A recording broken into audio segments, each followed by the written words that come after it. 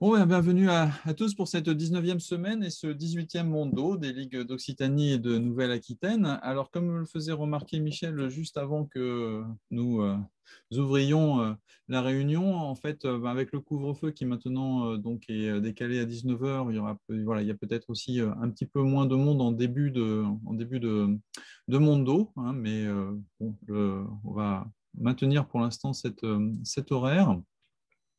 Et pour la première fois dans nos mondos, nous reprenons un thème déjà présenté le 26 février dernier, il y a donc précisément un mois, par Frédéric Dambach, le randori. Nous franchissons donc une nouvelle étape et personnellement, j'en suis très heureux car cela veut dire que nous allons dépasser la simple présentation pour aller vers l'approfondissement au travers d'une proposition que nous allons découvrir comme complémentaire sans doute, sinon contradictoire peut-être. Et si c'est sur le randori, ce n'est pas un hasard. En effet, placé au centre de la méthode par Kano Jigoro, celui-ci ne nous en a cependant légué que les principes. Shizentai, relâchement, esprit d'attaque, différentes techniques selon la situation, ukemi, mais nullement la méthode pour atteindre cette liberté. Le randori est affaire d'expérience, faire des expériences, tout comme en acquérir de l'expérience. Et c'est aussi vrai de la pédagogie. C'est pourquoi il est si passionnant et instructif d'écouter puis d'interroger des experts en la matière. Aujourd'hui, Michel Brousse répond à Frédéric Dambach. Michel, le randori, pour enseigner et pour apprendre, nous t'écoutons.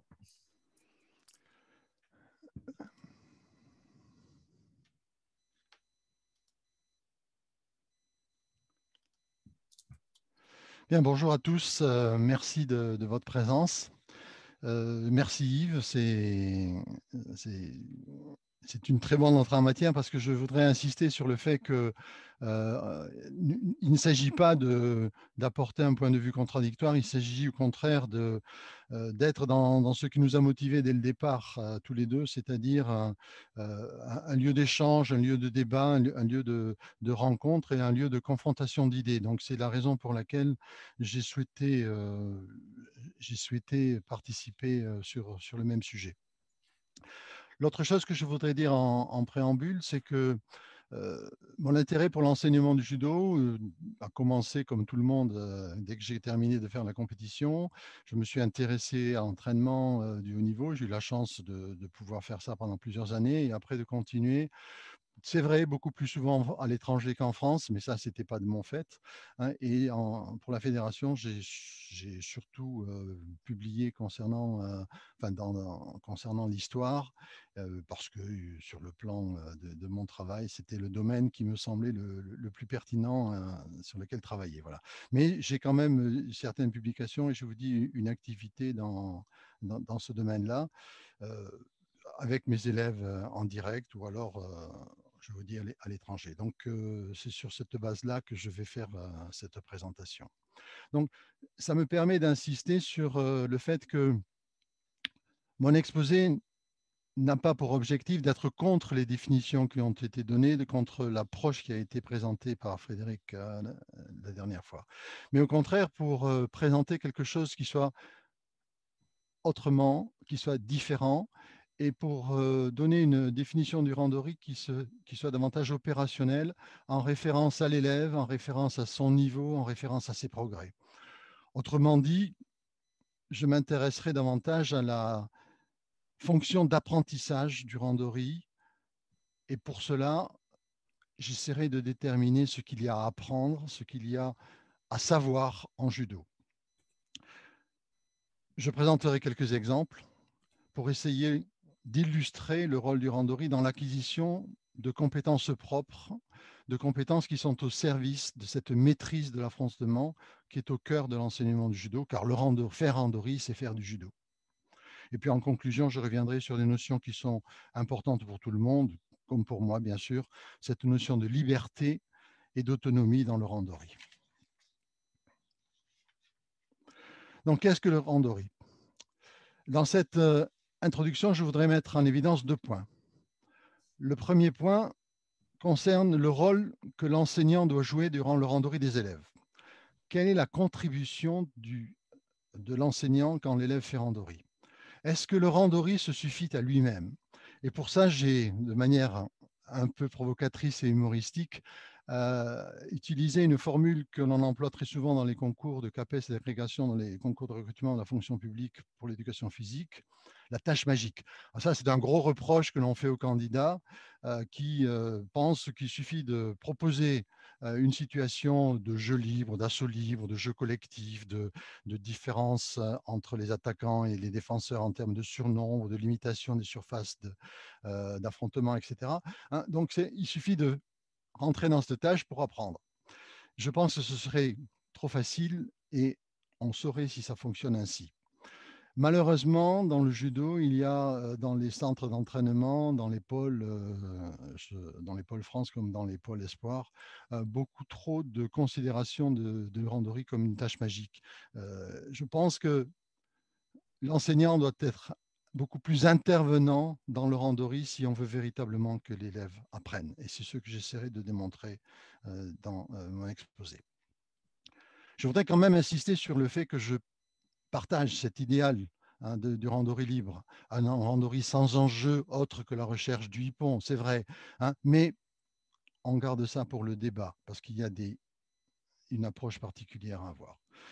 Donc, le randori doit certes être privilégié, mais il ne doit pas être enseigné uniquement en termes d'attitude, en termes de saisie fondamentale et en termes de recherche du hippon.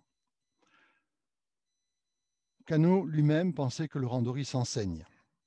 Donc là, c'est un clin d'œil à Yves, puisque j'ai attentivement regardé sa thèse et pour ceux qui la possèdent, parce qu'elle est accessible sur Internet, page 289, Yves fait une citation que j'ai entourée en rouge, où on voit que Kano lui-même disait qu'il est évident que faire le randori doit s'enseigner. Donc, j'ai volontairement retenu cet argument-là. Et j'en ai retenu un autre dans une traduction qui est faite par Brian Watson, un Anglais qui, qui a fait œuvre de traducteur. Il a produit plusieurs ouvrages. Et vous voyez ici que dès 1927, Kano s'insurge, il s'oppose à ce que les gens ne font plus randori comme avant. Il dénonce l'approche trop compétitive du judo dès 1927. Et il explique cela par le fait qu'il n'y a pas assez d'instructeurs qui soient capables de faire ce randori, d'enseigner ce randori. Et en même temps, il remarque que le randori est quelque chose de libre, que c'est quelque chose qui doit être progressif dans l'apprentissage. Ce n'est pas quelque chose qui est immuable, qui est figé. Et quand il parle de la saisie des débutants, il dit qu'au départ, bien évidemment, il est important de la maintenir. Mais il ajoute, il n'est pas nécessaire que ces saisies fondamentales soient maintenues tout au long de la séance. Donc vous le voyez, cet ensemble de citations met très clairement en évidence le fait que l'élève doit être guidé et qu'il existe des étapes, c'est du moins ce que j'ai souhaité montrer, dans l'apprentissage du randori. Le deuxième point sur lequel je voudrais insister dans cette introduction, c'est ce qui a trait en fait à l'historicité du concept. Le randori, c'est un révélateur de la pratique. On ne fait pas randori aujourd'hui comme on en faisait dans les années 1960 ou du temps de Jigoro Kano. Le randori, c'est un reflet de la pratique du moment. C'est donc une pratique qui est inscrite dans un contexte, dans une époque. Et ce sont des éléments qui sont en perpétuelle évolution. Donc, donner une définition intemporelle d'une pratique qui serait immuable me semble être, d'une certaine manière, une limite à la définition du randori. Ici, nous sommes un grand nombre à avoir commencé le judo à une époque où les cours étaient mixtes. Ils étaient mixtes par rapport à l'âge, ils étaient mixtes par rapport au niveau de pratique. Et faire randori, à ce moment-là, ça signifiait être avec quelqu'un, le plus souvent, qui était plus expérimenté, plus âgé ou beaucoup moins âgé. On était donc dans une logique de transmission, on était dans une logique où l'enseignant était, à la limite, en permanence en contact avec celui avec lequel il pratiquait. Aujourd'hui, les choses ont complètement ont été transformés. Ce sont de nouveaux élèves, de nouveaux enseignants. Les cours sont segmentés en quelque sorte, par âge, par niveau de pratique. Et cette mixité intergénérationnelle que nous avons connue et qui était extrêmement positive dans nos apprentissages, elle a disparu. Donc on est dans un contexte qui est très différent. C'est la raison pour laquelle je voudrais proposer une définition volontairement opérationnelle. Donc, je n'ai pas retenu les traductions mot à mot, ça je laisse les experts le faire, mais il y a un de mes collègues qui sûrement s'est inspiré du kendo, je suppose, mais Gérard Fouquet, qui était enseignant à l'université de la Créteil, qui utilisait cette interprétation du mot randori. Le randori, ran bien sûr, c'est la tempête. Donc faire randori, c'est mettre de l'ordre dans le désordre. Et si on met de l'ordre, automatiquement, c'est que l'on a une idée du rangement final. C'est donc une question qui se prolonge dans qu'est-ce qu'il y a à apprendre, quels sont les savoirs du judo, quel est le niveau d'expertise auquel le randori permet d'accéder.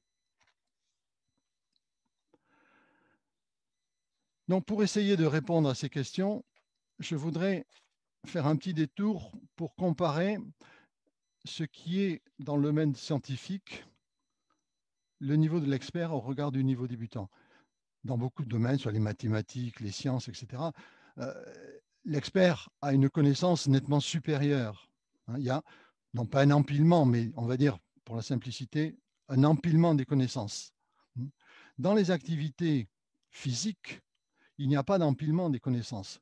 Si on regarde extérieurement le Hosoto-gari fait par une ceinture bleue qui travaille avec un partenaire et celui de Teddy Riner, il n'y a pas de différence fondamentale. La différence, elle est dans le degré d'efficacité de notre champion qui va faire tomber tout le monde, ou presque tout le monde, avec son Hosoto-gari. Donc, ce n'est pas dans la forme du geste que l'on voit la différence. Ce n'est pas dans la multiplication du nombre de techniques possédées par un champion que l'on fait la différence. C'est davantage dans cette capacité à l'exprimer dans des situations qui sont des situations d'opposition.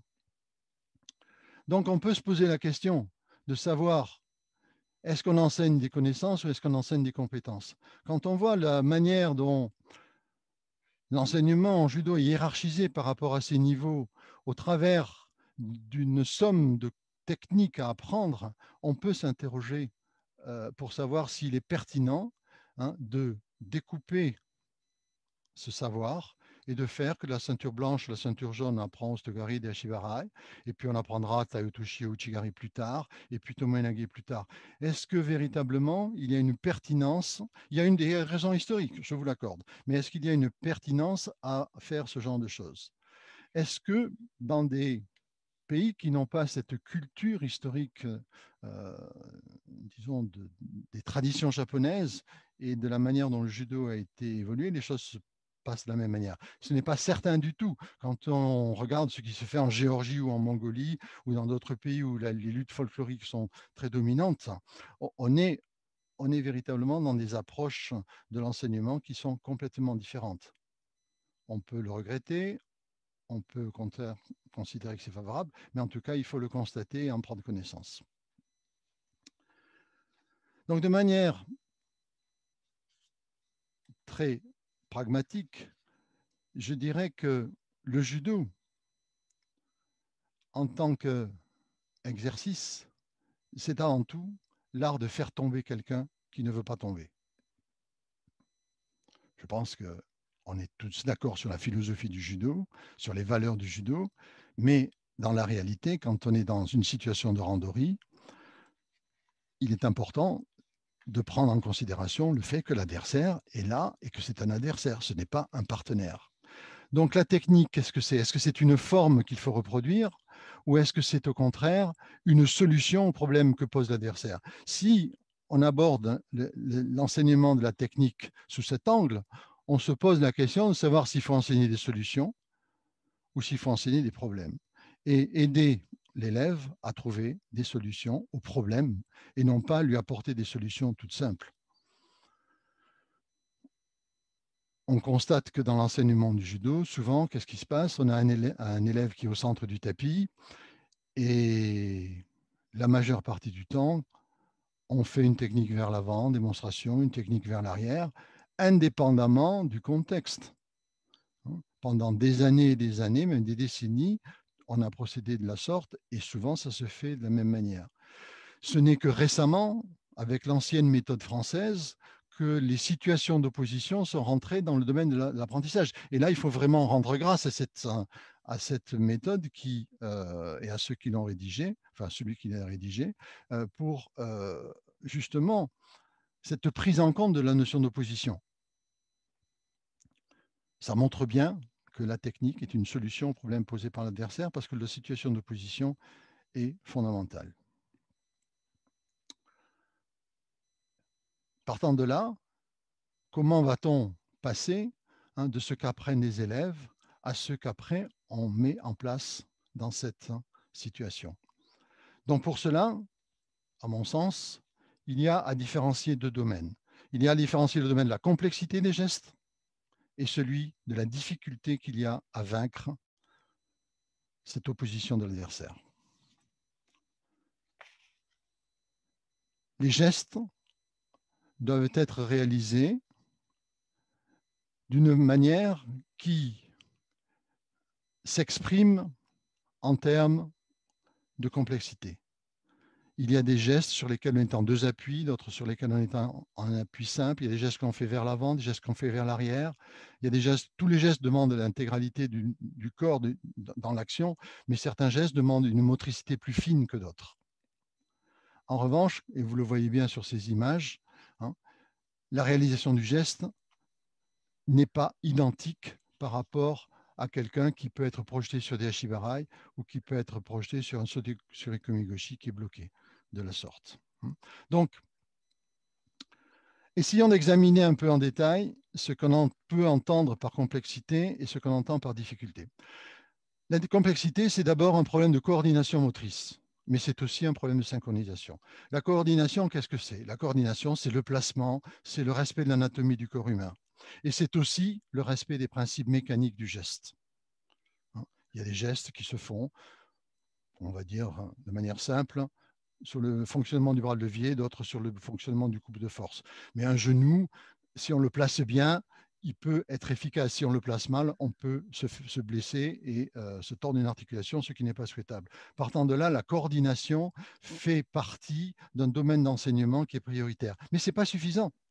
Ce n'est pas suffisant parce que ce geste, il doit être fait au bon moment. Il doit être fait en fonction du déplacement de l'adversaire avec des oppositions qui seront modérées, certes, mais qui doivent être prises en compte de la même manière que ce qui déclenche le moment de l'action. Ce n'est pas ce que voit l'élève, c'est ce qu'il ressent. Donc, on est dans le champ de la proprioception.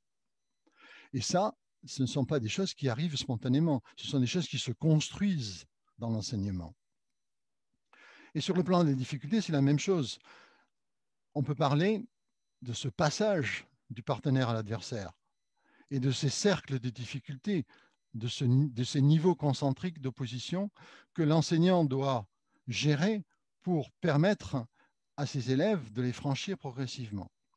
Et ensuite, en termes, bien sûr, de rendement, il y a tout ce qui est de l'ordre du mental, mais ce n'est pas l'objet d'aujourd'hui, et de la force physique.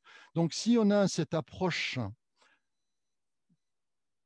segmenter en quelque sorte des savoirs qu'il faut acquérir, on peut automatiquement avoir une thématique sur les randonnées qui sera beaucoup plus pertinente parce qu'on va définir les objectifs que l'on veut poursuivre.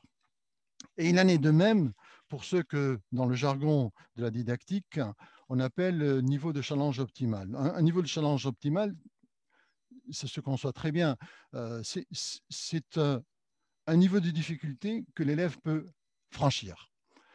Il est suffisamment au-dessus de ses capacités pour qu'il fasse des progrès, mais suffisamment bas pour que dans la motivation qu'il va rechercher, il franchisse cet obstacle.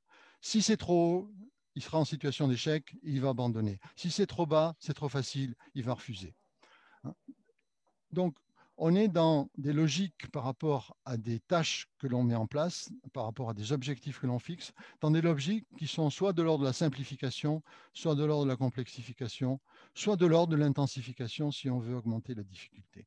Donc ce sont des choses évidentes, simples, que l'on fait tous intuitivement, mais que parfois on oublie de mettre en évidence par rapport à des élèves particuliers.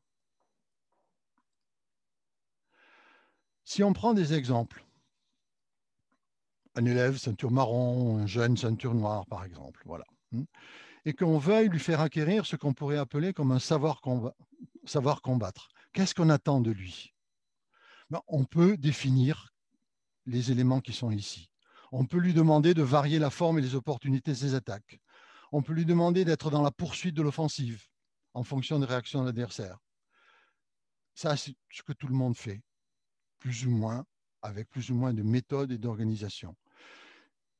Mais on peut aussi insister sur d'autres points, sur lesquels je vais revenir ultérieurement, d'identifier les points forts et les points faibles de l'adversaire et de se donner un projet tactique et de l'expérimenter. Et là, ce qui est intéressant, c'est de se souvenir de ce que nos prédécesseurs ont fait. Par exemple, Peter Hermann. Peter Hermann, vous le lisez comme moi, hein, l'élève apprend tout de suite à utiliser la technique dans la tactique. 1976. Hein, pour le Tachiwaza. Hein. Ou encore Pierre Albertini dans la revue. Bon, il n'y a pas grand-chose. Il y a 2 revues avec 2 pages à chaque fois.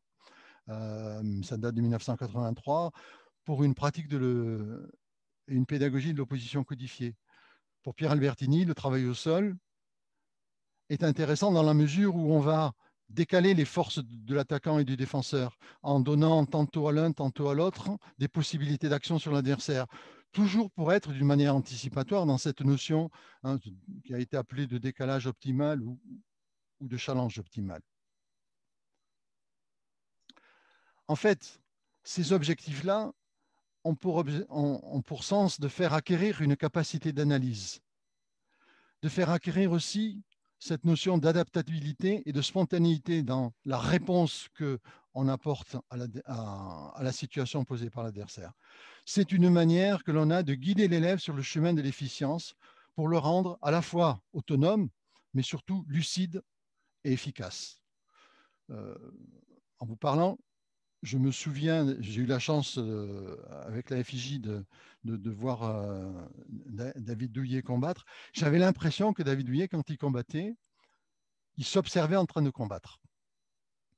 C'est comme s'il était à l'extérieur, accoudé à sa fenêtre, en train de se voir combattre pour se donner des conseils. Il me donnait l'impression d'être capable d'analyser tellement le comportement de l'adversaire et de trouver des réponses, alors qui souvent esthétiquement n'étaient pas satisfaisantes, si je peux me permettre cette critique amicale, hein, mais qui étaient d'une pertinence totale.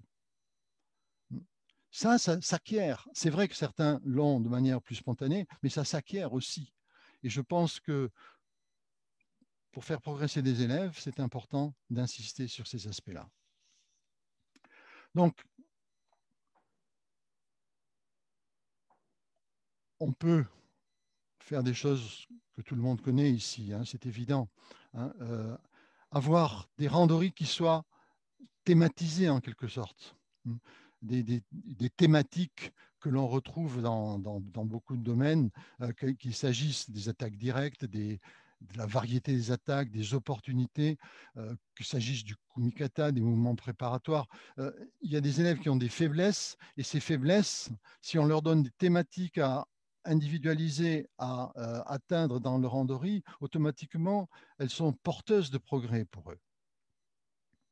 On peut poursuivre l'offensive, on peut être dans la continuité des actions, on peut être dans des logiques que tout le monde ici est capable de construire. Ce qui est important, c'est d'être dans une relation avec l'élève qui, justement, l'éveille à cette connaissance-là. En fait, l'idée de base, c'est de rendre les élèves acteurs de leurs apprentissages. Et pour cela, c'est bien qu'ils soient acteurs en termes de randori. Mais c'est bien aussi qu'il soit extérieur. Je reprends mon image de David Douillet. C'est bien qu'il participe à l'analyse et à la prise des décisions.